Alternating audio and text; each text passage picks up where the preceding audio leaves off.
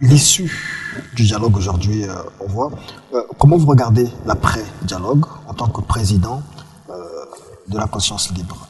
Pour nous, le sujet, à partir du moment où le président rentre dans la dernière année, puisqu'il nous reste à peu près un an, tout cassé, de la fin de son ultime mandat, c'est en principe commencer à faire le bilan de son action. C'est le sujet qui doit nous préoccuper aujourd'hui, qui doit nous préoccuper. Vous, en tant que président d'un parti, nous nous organisons pour que ce débat simplement ait lieu. Parce que c'est nécessaire de tirer les leçons. Il y a eu un gouvernement qui a mis en œuvre une politique, qui a engagé des ressources, qui a réalisé ou n'a pas réalisé un certain nombre de choses. Il est temps maintenant de faire le point. C'est une évidence. Et le deuxième volet, sur ce qu'il nous faut faire maintenant, et on s'organise en conséquence là-dessus, c'est qu'il faut qu'on travaille, qu'on commence à travailler sur les projets, sur l'avenir. Le gouvernement actuel va peut-être sortir si jamais il perdait l'élection de 2016. Bien sûr, sans le président actuel, puisque de toute façon, il ne pourra pas concourir. Il faut que ceux qui ont des projets pour le Congo commencent à en parler. Alors on en parlera comme à 2 mois, à 3 mois, à quelques semaines. Donc, vous êtes là en tant que président de votre parti, vous ne parlez pas de vos projets. Certainement, s'il y a un gouvernement, comme on dit, d'union nationale, dans quelques jours, peut-être que vous pourrez aussi intégrer... Si vous m'avez posé des questions sur les projets ou la réflexion, comment est-ce que nous pensons le Congo, comment est-ce que nous souhaitions voir le Congo évoluer à court, à moyen, à long terme, je vous aurais répondu. Nous avons déjà à ce sujet, sur plusieurs aspects, réfléchi et publié. Nous avons fait des émissions, d'ailleurs quelques émissions, c'est assez rare, mais nous avons une réflexion qui se poursuit, parce qu'après il va falloir consolider un certain nombre de choses, d'où la nécessité ou l'intérêt de faire ce débat sur le bilan de l'actuelle gouvernance. Gouvernement d'union nationale, on m'avait dit, pour quel intérêt? Le président de la République est élu, on n'a pas fait le constat d'une crise dans le pays, pourquoi faire Après un dialogue comme celui de Sibiti, on peut toujours... Un dialogue qui n'a vraiment pas tenu ses promesses, je vous le dis. Parce qu'il n'a pas dégagé... Ça, c'est ce que vous pensez, mais c'est pas tout ce que les autres pensent. Il n'a pas dégagé son consensus. Vos amis de l'opposition, Kinyombe Kiambongo, Nick Fila, etc., ont pensé que c'était une version contraire de ce que vous pensez. S'il veut rentrer au gouvernement, il n'a qu'à le dire. Non, ça vous tente pas d'entrer au gouvernement? Et pourquoi il fait? Vous êtes un Congolais?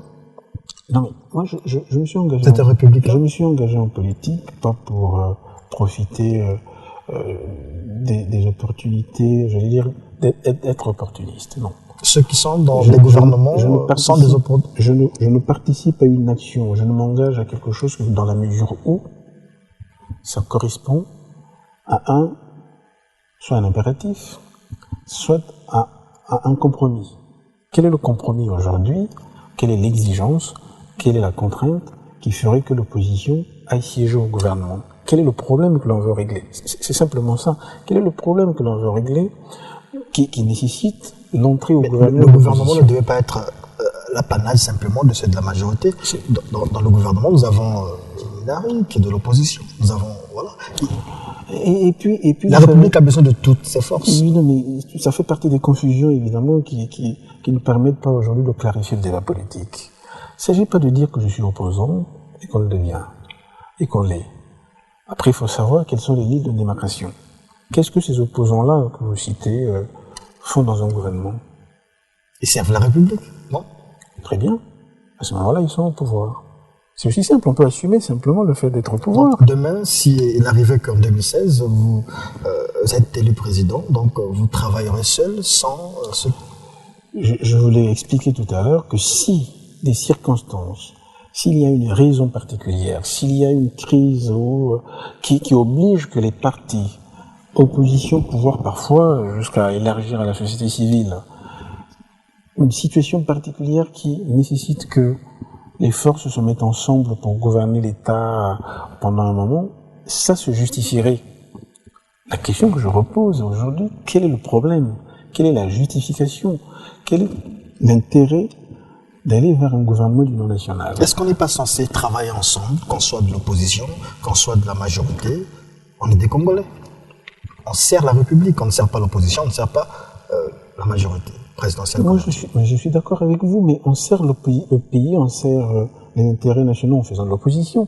C'est une fonction essentielle dans une démocratie. C'est peut-être la chose la plus extraordinaire qu'on ait pu... c'est l'une des meilleures trouvailles dans le processus d'organisation des régimes démocratiques. Faire de l'opposition, ça n'est pas empêcher l'État de fonctionner. C'est au contraire l'un des moyens de faire fonctionner l'État, de créer les conditions pour que l'État, ceux qui ont la gestion, la responsabilité de la gestion des affaires publiques, regardent aussi se regardent dans le miroir, parce que l'opposition sert à améliorer, sert à corriger, sert à alerter. Donc, ça n'est pas une mauvaise chose. Si la démocratie ou les démocraties modernes on constitue, il y en a même qui vont jusqu'à vouloir créer des statuts officiels particuliers pour les oppositions, ça veut dire que c'est utile pour la démocratie. Vouloir tuer l'existence d'une opposition, c'est le mauvais service qu'on peut rendre à une démocratie, notamment la nôtre. En d'autres termes, les Congolais doivent retenir que l'opposition, les membres de l'opposition ne devraient jamais participer ou être membre d'un gouvernement. J'ai l'impression que vous ne m'avez pas suivi. Ce que je dis simplement, c'est qu'aujourd'hui, quelle est la justification? Parce que si toute l'opposition venait à intégrer le gouvernement, c'est ce que le président de la République leur est demandé. Pas toute opposition, quand même. Mais, quand vous parlez d'opposition, moi je crois qu'il ne peut pas y avoir plusieurs oppositions dans un pays. Il y a une opposition c'est fait pour s'opposer. Il ne faut pas qu'on fabrique des histoires. D'accord. Une opposition, ça s'oppose. Une opposition, ça ne caresse pas un pouvoir dans le sens du poil. Mais en s'opposant, c'est une forme de contribution pour améliorer les choses. Pour mettre un petit peu de pression par moment, mais pour mettre, si vous voulez, en alerte le gouvernement. Et puis pour assurer l'alternance. Et si vous êtes tous en train de participer à une action qui va, à ce moment-là, vouloir se détacher. Je ne peux pas comprendre que des ministres, des partis politiques, des structures qui se réclament de l'opposition, du centre, je ne sais d'où, qui participent aujourd'hui à l'action du gouvernement du président Sassou, qu'en 2016, commencent à réclamer un droit d'inventaire. Ça ne peut pas. Ils sont comptables du bilan. Et s'il est positif, figurez-vous qu'ils vont le revendiquer. S'il n'est pas positif, vous allez voir s'agiter partout pour dire que M. Sassou a échoué.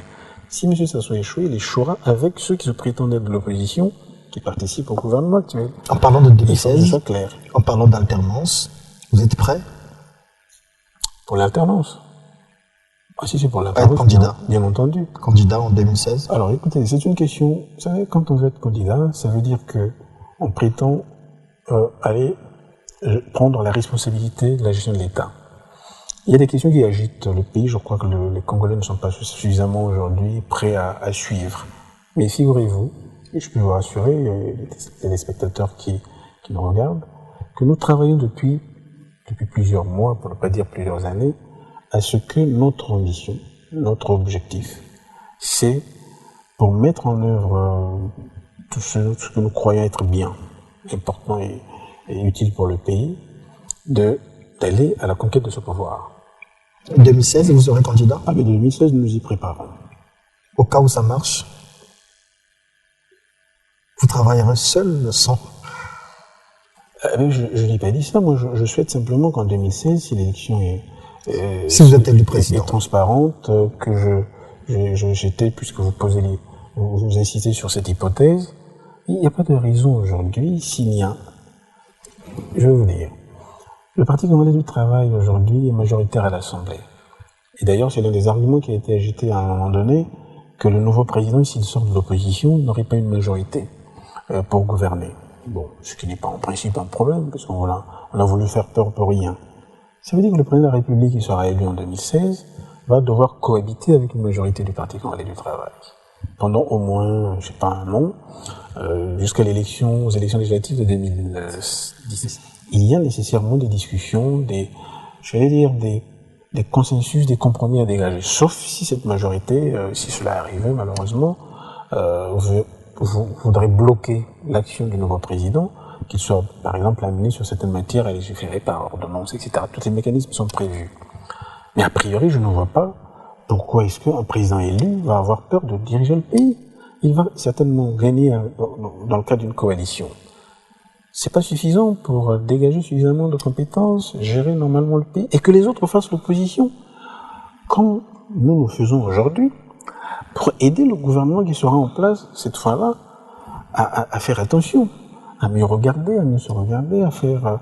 Non, moi je pense qu'il faut cesser de poser le principe de l'opposition comme un frein, comme une difficulté, comme une contrainte inutile. L'opposition est utile. Et je pense que c'est chaque fois une erreur de vouloir imaginer que quand on gouverne, il faut gouverner avec tout le monde. À ce moment-là, il faut inventer un autre modèle d'organisation, de gestion politique de l'État, où il n'y aurait plus d'opposition, ce qui n'est pas notre vision, notre regard sur cette question de la gestion des institutions publiques. Une dernière question, Wilfried Kivuvu. Je rappelle que vous êtes président du mouvement La Conscience Libre. Le Congo, l'actualité au Congo, c'est le FESPAM qui a été organisé du 18 au 25 juillet. L'actualité, ce sont les Jeux africains. Un commentaire là-dessus? Oh non, mais le fait de savoir déjà que le FESPAM à sa 10e édition, que cette édition correspond au 20e anniversaire, donc puisque là, c'est une activité qui a lieu tous les 2 ans, montre que le Congo tient ses promesses vis-à-vis de l'Union africaine, et dans le cadre de la gestion et de l'organisation de cette activité, moi je m'en félicite. Les Jeux africains approchent, ce qui s'entend, qui se dit, la commission d'organisation a suffisamment communiqué ces derniers temps pour nous faire comprendre que toutes les dispositions étaient prises et que tout était fait pour que ce soit une réussite, nous le souhaitons. Mais, vous allez me faire peut-être le reproche de vouloir politiser l'affaire. Je pense que tout ça se fait déjà dans le cadre du FESPAM, et ce sera dans quelques semaines le cas pour les Jeux africains. Tout cela se passerait dans de meilleures conditions s'il n'y a pas d'agitation. Et je crois que tous les acteurs devraient travailler dans ce sens. Faire qu'aucune décision ne soit prise qui soit de nature à perturber ce genre de rendez-vous. Des rendez-vous au cours desquels le monde entier nous regarde. Et moi je suis fier de savoir que nous allons recevoir les Jeux africains qui sont nés dans notre pays et qui reviennent 50 ans plus tard. C'est l'occasion jamais de montrer que le peuple congolais aussi a grandi. Et que le peuple congolais est uni. Le peuple congolais est uni. Moi, je ne me pose pas toujours la question de ce point de vue-là, parce que ça dépend qu'est-ce que vous mettez derrière le terme d'unité. Le peuple congolais, est uni, mais l'unité, ça se construit tous les jours. Il suffit parfois d'un rien pour que tout ça soit mis en pièces détachées. Merci, Président Wilfried Kivuvu. Je retiens simplement que l'unité se construit tous les jours. Absolument. Merci.